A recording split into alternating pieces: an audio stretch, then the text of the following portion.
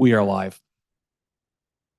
Welcome to those that are here in council chambers and those joining us virtually. This is the public information meeting regarding the development at 796-800 Colborne Street East. And I'm going to introduce the planner who's here on behalf of the developer, Odette Gomes, and Odette has a presentation. So we'll let her do her presentation, and then there'll be lots of opportunity for you to ask questions of Odette or Councillor Carpenter or myself. And then anyone that is joining us virtually on Zoom will be able to ask questions as well. So Odette, I'll let you take it away. Thank you very much. I'll just wait for my presentation to load. Excellent. Thank you very much. Good evening, everyone. Thanks for coming out this evening. My name is Odette Gomes. I'm the planner with Arcadis Group, and I am here representing the landowners. So the meeting tonight is regarding 796-800 Colborne Street in the city of Brantford. The property is a total of approximately 0.31 hectares in size, or 0.77 acres, with 7.5 meters of frontage onto Colborne Street. So the proposed development for this site consists of one 3-story building. It has a gross floor area of approximately 2,377 square meters. We're proposing a total of 26 parking spaces. 26 apartments with approximately 103 square meters each, and then 26 parking spaces with 2 of those being accessible spaces. We have also several landscaped areas that are proposed, as well as a large amenity space in the back. So the city's of Brantford official plan, which was approved recently, it designates these lands as strategic growth area within an intensification corridor. So this designation, it accommodates significant growth. We could actually accommodate buildings here from 8 to 10 stories within this designation. So we feel that the proposed development, and we're only proposing 3 stories here, it does fit well within the city of Brantford's official plan designation. So the proposed rezoning for this site is currently we have an R4A-82, a residential medium density designation, and we're proposing that it be modified to an R4B medium density type B zone, and this is to permit the apartment building, and we're asking for some special provisions. So this is our zoning bylaw chart that shows the medium density R4B and some of the provisions that we're asking for. So some of those provisions just include minimum lot area, lot width, rear yard setbacks, interior side yards, and parking. So this is a very basic explanation of our proposed development. Again, it's 3-story building, 26 units in an intensification corridor. And we're here tonight just very formally to talk to you about this project. This is just a neighborhood meeting, so there will be a formal public meeting that will take place later on. I will submit the site plan or any of the information that you're looking for. You've all signed in and provided information. If you'd like emailed copies of the site plan or any further information, just let me know. I also have some business cards here that I can pass out if you want to contact me directly with any additional information. We're happy to open it up to questions. I don't know if we're going to do the online first or how you'd like to handle it.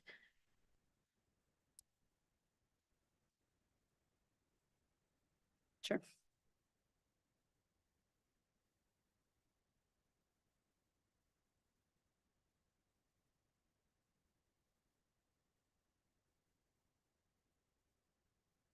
Okay, Odette, I have, I'll just go in order here. Mr. Steve Hayes. Mr. Hayes, go ahead with your question. Yeah, hi. My initial request was just to say that I couldn't hear, but I can now. Could you just speak a little louder for all of us to hear? Sure. Sorry. Can you hear me now? I can, thank you. Yeah. So just I think 2 questions on my part. One is, did I understand you to say that this is currently zoned such that you could build something 8 to 10 stories high?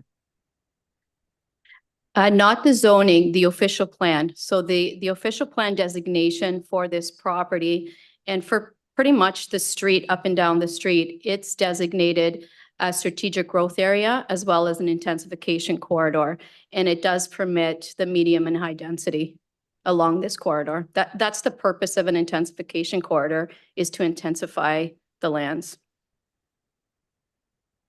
So to the extent that the plan says that, but it sounds like it's not yet zoned that way, ultimately you could put an 8 to 10, and maybe this is a question more for the city people. Could you put an 8 to 10 story place there? So I think I'll respond to that first. So again, the official plan dictates the development for the city. Like that's the first part of it. The zoning bylaw that we currently have is an old zoning bylaw. It hasn't caught up to the official plan yet. The city is working on updating that zoning bylaw currently. So right now, the zoning bylaw does not match the intention of the official plan. So we require, whatever it is that we're building on there, we require a zoning bylaw amendment to be able to match the official plan and to match our proposed development for this area. Okay, thank you. And my last question is, so who would make the final decision here? So let's say there was opposition from the people that lived here about the proposed zoning change. Like, who has the final decision on whether that is made or not? City of Brantford Council does. Okay, thank you. And Mr. Hayes, can you just give me your address if you don't mind? Yeah, so my address is 2166 Glen Grove Crescent, Oakville, Ontario. I put that in along with my email, so I'd be happy to receive the site plan. But the reason I'm here is on behalf of my father, Norm Hayes, who's at 30 Avondale Crescent, which touches the back of of your new building. Great, thank you very much. Okay, thank you. Does anybody in the audience have a question? Sandra, go ahead. Sandra, if you just want to come up to the front and press the red. Yeah,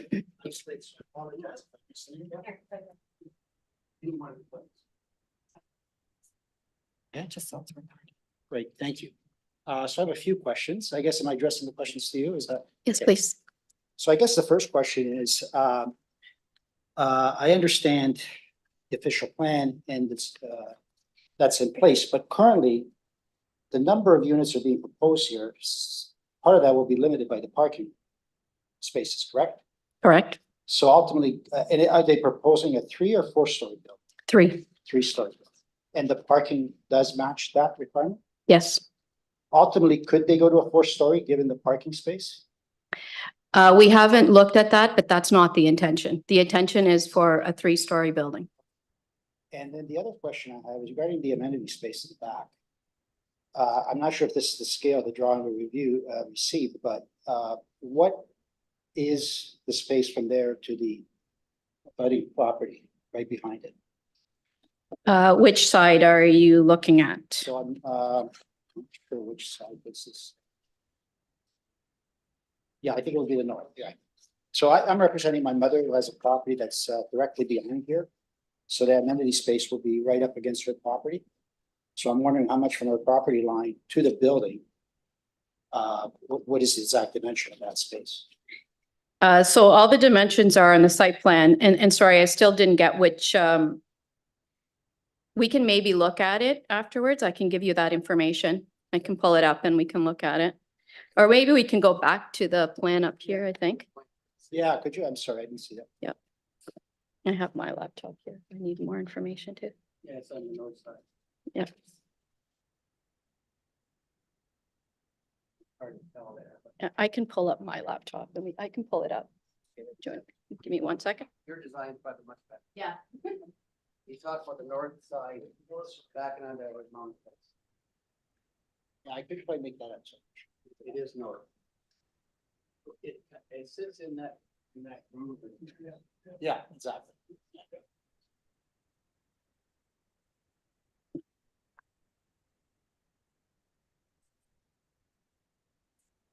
we'll look at that drawing and look at hers, and that way she can give you she'll have the distance for you, 'cause the drawings weren't that good. So, yeah. Yeah, I think we have to send like, He- He's talking from here, I have it right there. where it sits in to the back, to the this. Oh, that's right there. She wants to know that. 22.71 meters. 22. It 22.71 meters. Okay. Yeah. And would that be just, 70 feet. Yes. and will that area just be a grassed area? Is there intention to landscape it with trees or anything? So the details of that area will be determined through the site plan process, but usually amenity area will have trees and it'll have some amenity space for the residents, whether it's benches, trees, something like that. And would there be any sort of fencing, privacy fencing at the very top? Yeah, there will be, again, through the site plan process, the privacy fencing will be required here, and it will be something that will be included. And in terms of the balconies in the building, so the balconies would be facing where?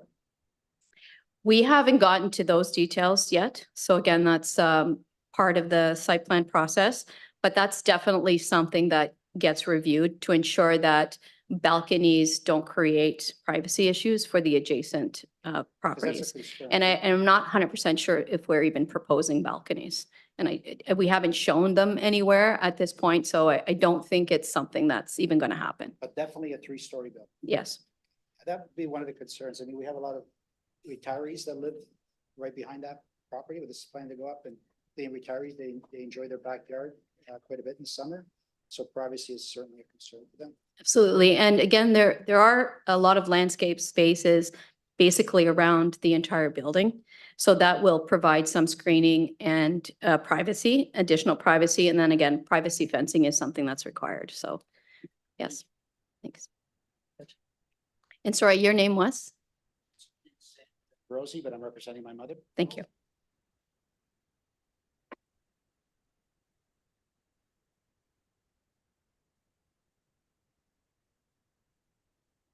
Thank you.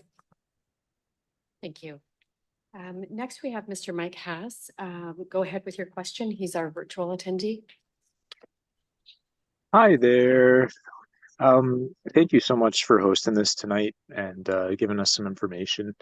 I'm at 804 Colborne Street there, and we just, we have children. Our neighbors have children, and a big concern is the safety. So I don't know at the beginning of construction if you'll be putting up a temporary fence or putting a permanent fence in on the east side of the property, but that's definitely our number one concern.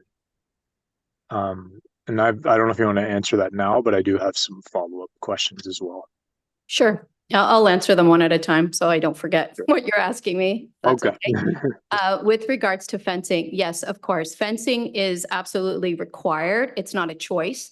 It's something that is required during construction, and that's part of the city's building permit process.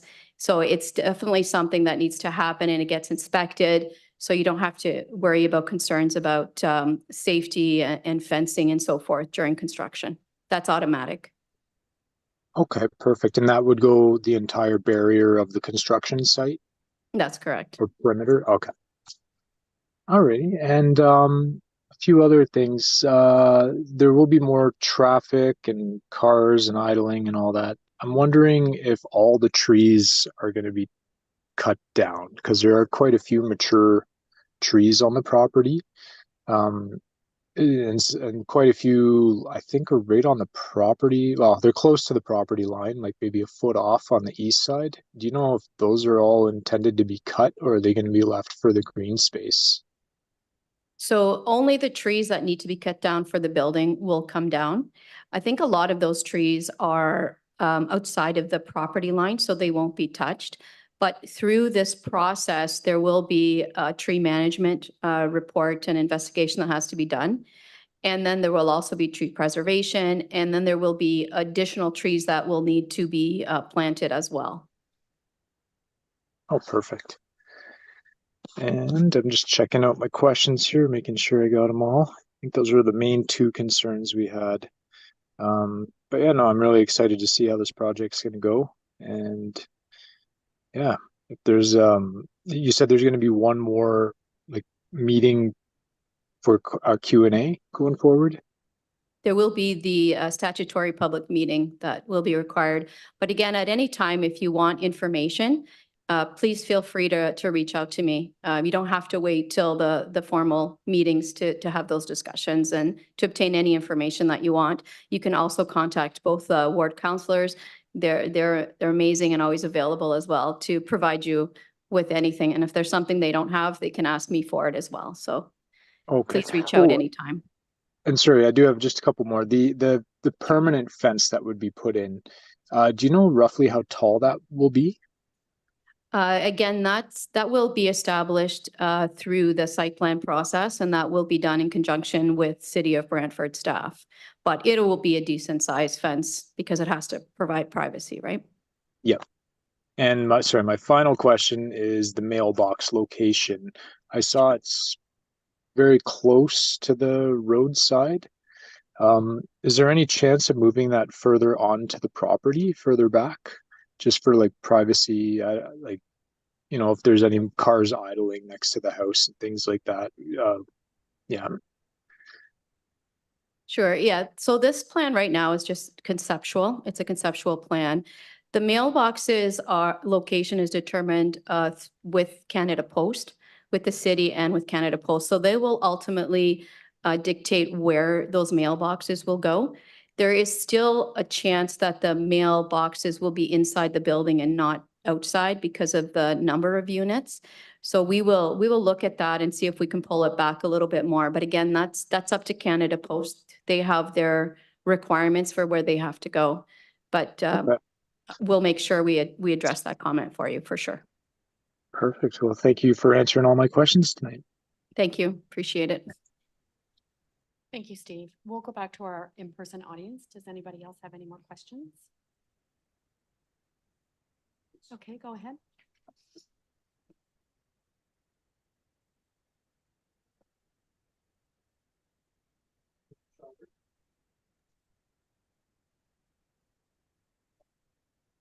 What happened to the previous plans?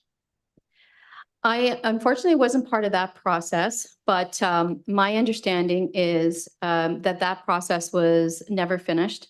The city of Brantford's official plan came into play kind of in the middle of that process. Bill 23 also came to play in the middle of that process, which took away the site plan process from that. Things have changed with policies, with the market, just all the way around. And so we're basically starting this from scratch. We're starting brand new, starting with the new official plan and the designation and moving it forward. Okay, what's to say that this plan won't change? That we were gonna go bigger?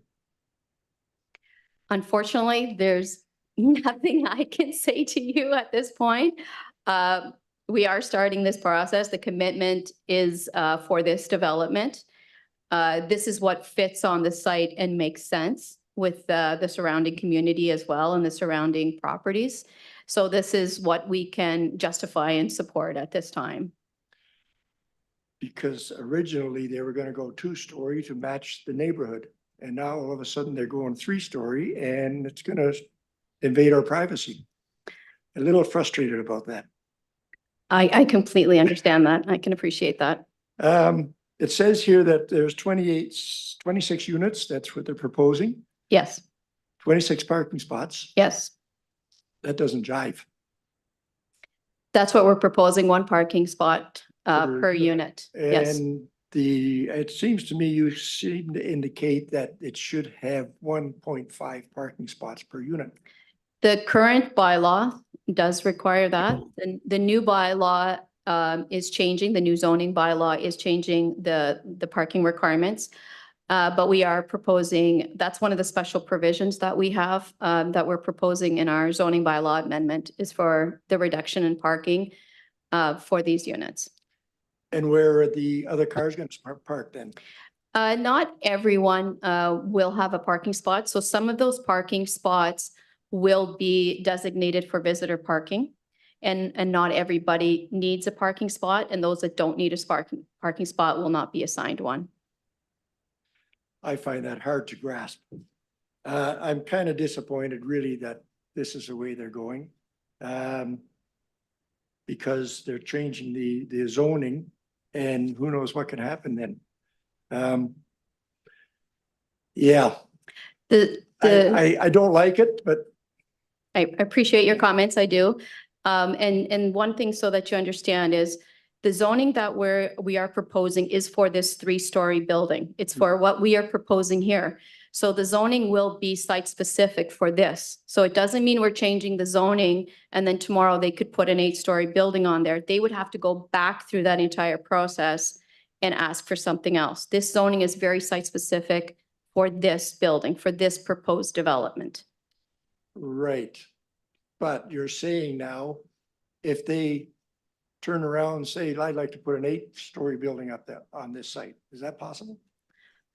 Possible through the official plan, maybe, but I don't think it's justifiable I don't think this. personally. I don't think this is justifiable either, but that's my opinion. Thank you very much. Thank you. Thanks for coming out. Appreciate it. Okay, Odette, we also have another virtual attendee.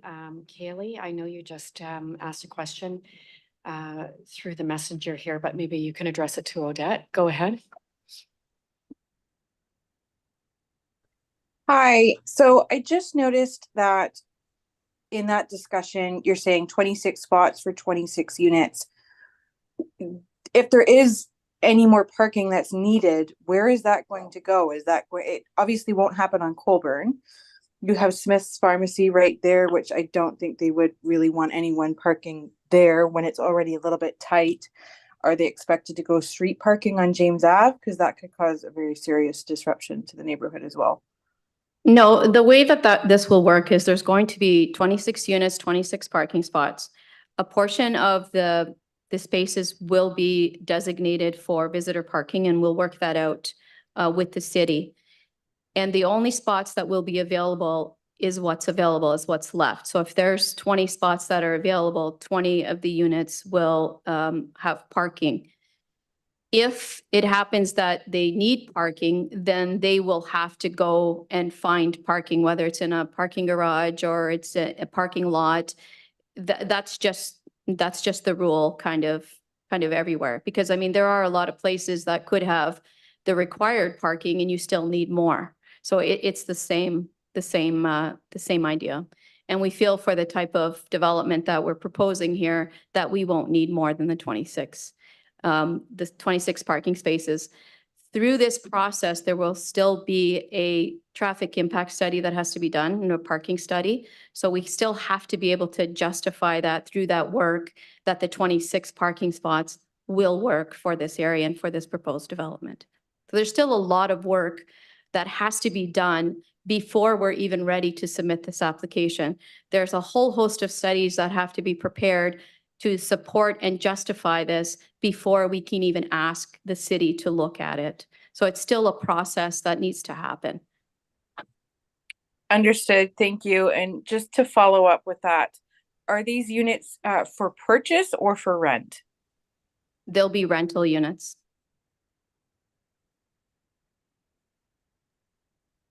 Can you give me an approximate range in price as to how much they will be rented for, or is that too soon? Way too soon. Yeah, I don't know. Understood. Thank you very much. That's all I have. Thank you. Thank you, Kaylee.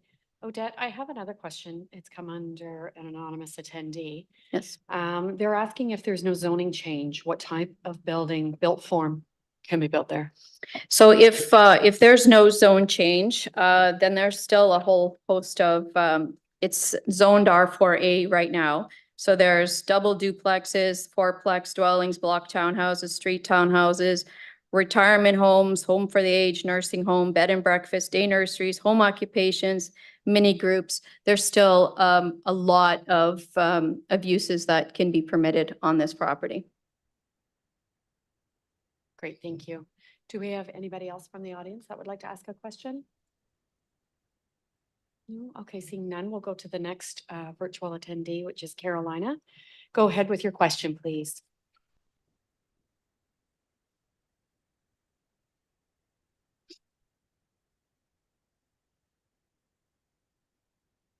She might not have speaker. Also, we have Allison Hayes. Allison, I'm not sure if Steve had asked your questions.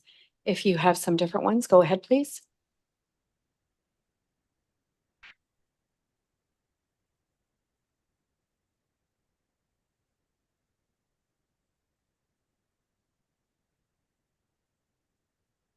I don't have any further questions online. Okay, thank you. Is there any other comments from anybody here? Anybody want? Sorry, Steve anything else? Hayes has raised his hand. Okay. Go ahead, Steve. Yeah. Yeah, sorry. So you helpfully answered the earlier questions, and just a couple of comments, please, for the record. So it sounds like a lot of this is going to still come together, but I'd just like to kind of point out a couple of things that are important from my dad's perspective. First is privacy. Like, I reinforce completely what Sandra said about the importance of privacy back there, and how a lot of older people have enjoyed their privacy for a long time. So to the extent that is not compromised, I think that would be a key consideration for us.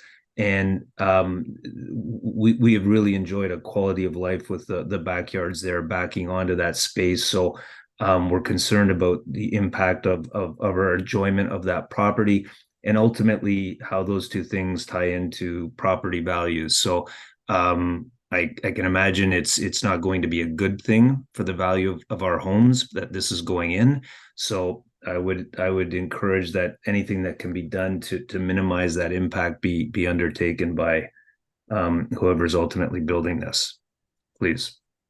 Absolutely. Thank you for those comments. Again, there is a site plan process. There are guidelines. So we can't just jump in here and build whatever we want. The city will be dictating and leading us and guiding us and working with us through this entire process. And those are things that are top of mind for the city as well. So just so that you understand, this is not a process that we're doing by ourselves. The city councillors will also be very involved, and they're here to support the community and to ensure that all of your comments and your questions and your concerns are taken care of as well as we can. So just to give you a little bit of that.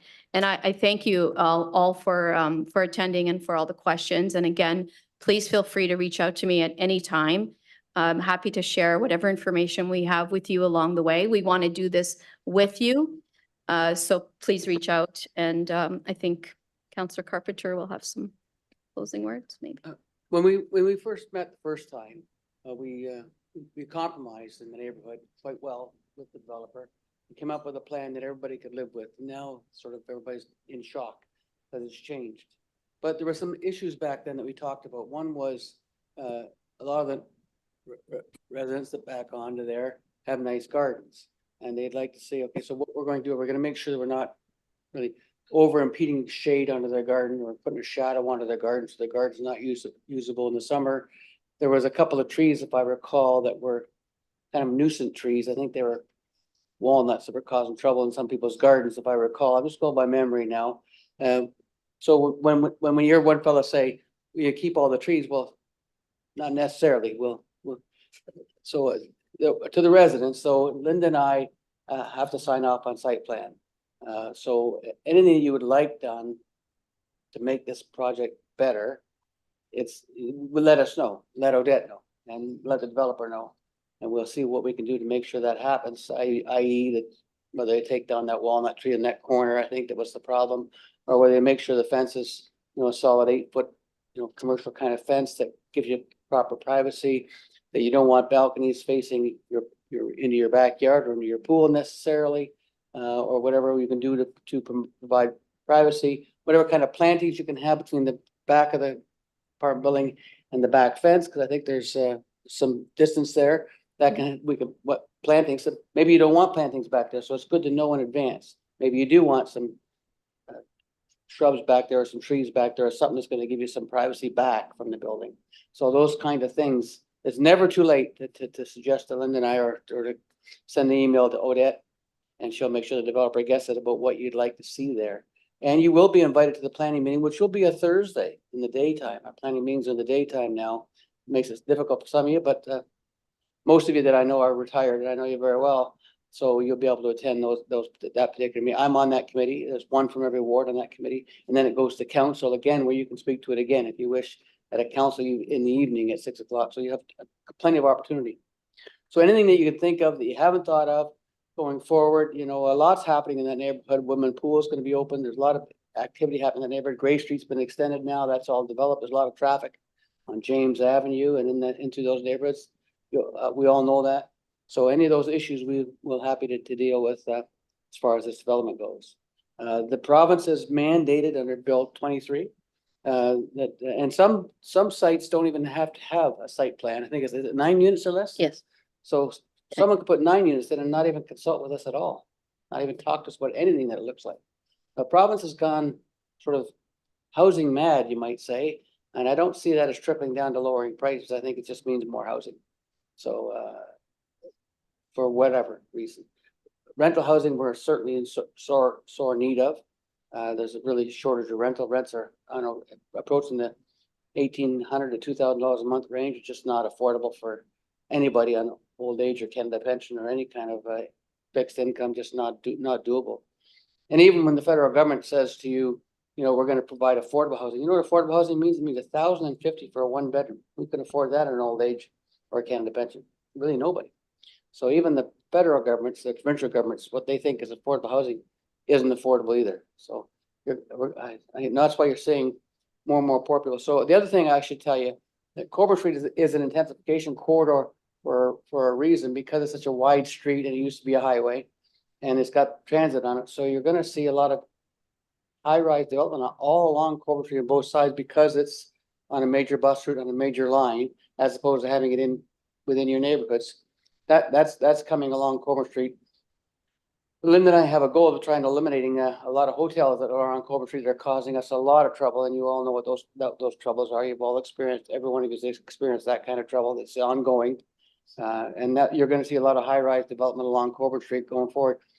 Brantford has, and I can't say where, but we have over 35 high-rise developments on the books now. So our high-rise development is here to stay in Brantford. It's the old Brantford quiet city. I liked it the way it was. It's not going to stay that way, unfortunately. So I know I'm preaching to you, but I just want to give you a heads up what's coming. So let's try and do what we can to protect your backyard, protect your privacy in the best way we possibly can, and still try and find ways that development are going to work or not going to work.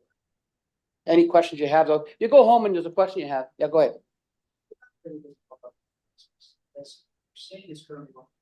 It is.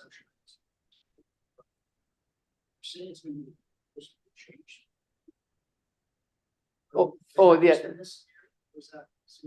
Citywide, they're trying to change the parking space to 1, and the argument being, I think the argument being, Linda, is that more people they want to encourage more people to take transit up, or provide more building. Province wants more building, period. And anything they can do to do that, that's part of the process. Now, what you heard from the developer, very honestly, was the official plan was already adopted last August, not the August just passed, the August before that, and the plan hasn't became law. So the plan is there. The official plan has been passed by the province. It's passed by the city, but then each one of those that official plan, each area has to have its zoning regulated to match it, and that's coming in the process. Whether the province eliminates any kind of meetings at all, like these meetings are voluntary. There isn't even a requirement for them to do this meeting. That's gone by the wayside. So us even having an ability to talk to you are gone by the wayside. So this is our opportunity to try and do it. Yeah, go ahead. Just jump in. I was wondering that if you get rid of the hotels, I know you're not God, you can't answer this, but do you think that we could make less of a problem for rent? I would like to. Yeah, I think there'll be condos more than they are rentals. Very few rentals being built, a lot of condos. But you just said these are going to be rentals. These ones are. Yeah. They told us these 26 ones are, yeah. So I mean, I don't think that's going to be less of a problem. I just think it's going to add. Well, there's going to be intensification and traffic, no question about it, on that video, on that wide road. But Henry Street is a intensification corridor. King George Road is a intensification corridor. There, any large major arterial street, Charing Cross, intensification corridor, West Street, intensification corridor, any busy street is an intensification corridor for high-rise development coming in the future. The cost of building has gone up dramatically. Rents have gone up too, and so that everybody wants to build up, not out. We do realize it's wrong. I know. So we're trying to find a way to balance, and the province is changing the rules on us, you know, almost daily for us to try and manage with. So what we try and do.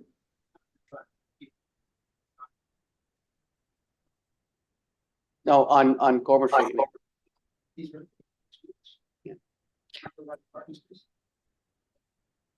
Yeah. We just passed the active transportation master plan. And so there's, you know, what you've seen in many neighborhoods where there's bike lanes, and then there's trails that are connected, and then we're doing an entire review of the transit system. So the thought process behind requiring less parking spaces is because that provincial mandate. I mean, if you live in Toronto, you most people don't even own a car, far less one or two per unit. And so a lot of what's happening in terms of development is looking like at things like the active transportation master plan, which was just passed the last term of the last cycle of council. So in October. So that's where you're starting to see a lot of these, like I said, bike lanes, optimization of transit. So getting people to use buses, you know, that kind of thing, so that everyone is not reliant on a car. And then the other thing that goes along with the fact that if you're building rental units and they're affordable, in order to afford rent, a lot of people can't afford rent and a car and insurance. So that, you know, this is kind of the way that development is happening. And as Richard said, the other issue is that the province is just pushing for just so much development to happen.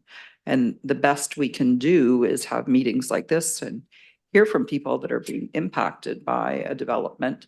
And then, you know, and then be able to have a developer that's receptive to the concerns of the neighbors in the community as well. So, so that's, you know, that's why certainly for Richard and I, we're still big proponents of having the public meeting. So all of a sudden there's not just an apartment building being built in your backyard and you didn't have an opportunity to go out and talk to the developer, talk to us, address your, you know, have your concerns heard, have them form part of the record.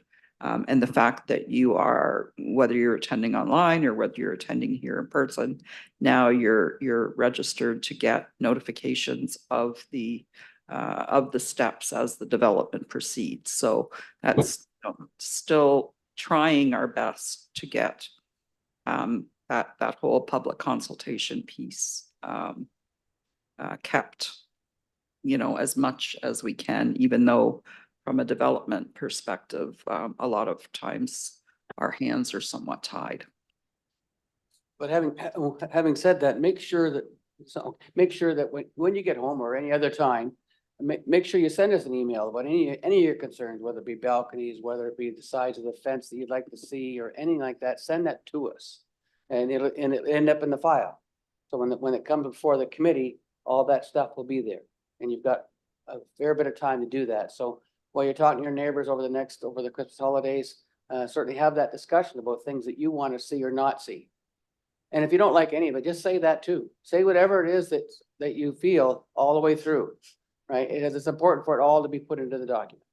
It all goes part of the process. All goes before the committee, probably late January or later on. Thank you, Councillors Carpenter and Councillor Hunt. I do have one more question virtually. Allison Hayes, go ahead with your question. Hi there. Sorry, just kind of a follow-up to an earlier question. So I just want to clarify this. So if there were no change to the zoning, how many levels could be built? So they had mentioned like different, if there were no changes to zoning, different types of buildings that could be built. But I'm just wondering about like the height. So how many levels could be built if there were no changes to the current zoning? 3 stories. Okay. Thank you for clarifying. My pleasure. Just curious about where they put all that stuff. Oh, this goes to these, there's back on this property. That's where they put all of it. And that. They gotta put.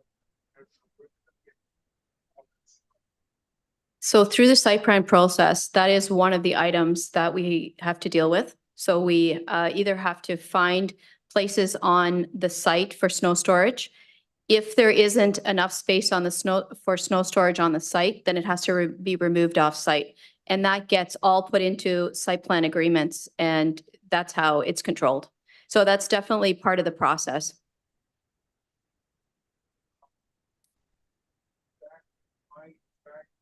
No.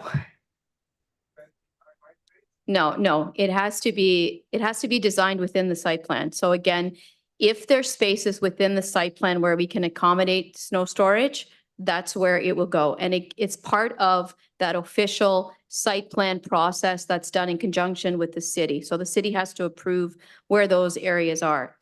Again, if there aren't any spaces, enough space, then it has to be plowed off site, moved off site. Garbage is the same.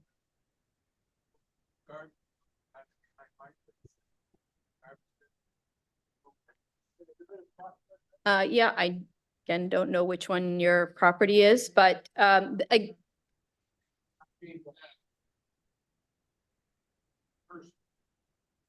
on this side? Directly behind the building. No, so that's not where the garbage is. No. Yeah. Yeah, and again, if that's a concern, like Councillor Carpenter stated, send those comments to us.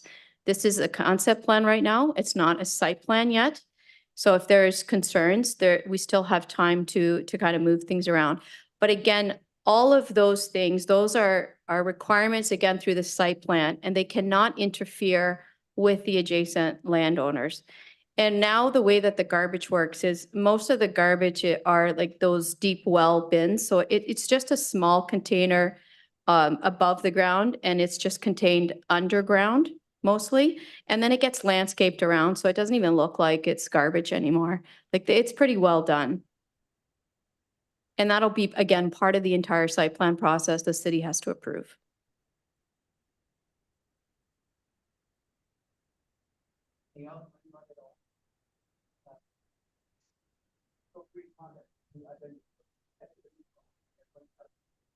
Let me know if anything comes up, let us know in the RI, and tell us. Have you come up with my bag and you go over it, areas, happy to do all that as well. The drawings need better drawings too. Yeah, we can email the actual plans to everybody, no problem. Yep. Yep, everybody signed in.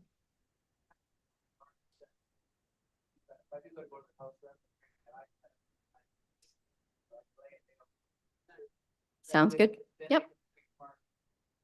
Yeah, I can send you a copy of them. No problem. Yep.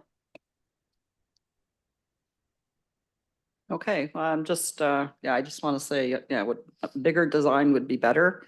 Because for Stephen that's on the line, him and I were trying to have a phone conversation, and I was trying to blow the diagram up on my screen so we could figure out exactly what trees he was talking about. So that would help. So just in closing, thank you again for coming. Thank you to those of you who are online. This is kind of the beginning of the process. Feel free to engage all the way through the process. As I said, if you've got any questions or concerns, just let us know.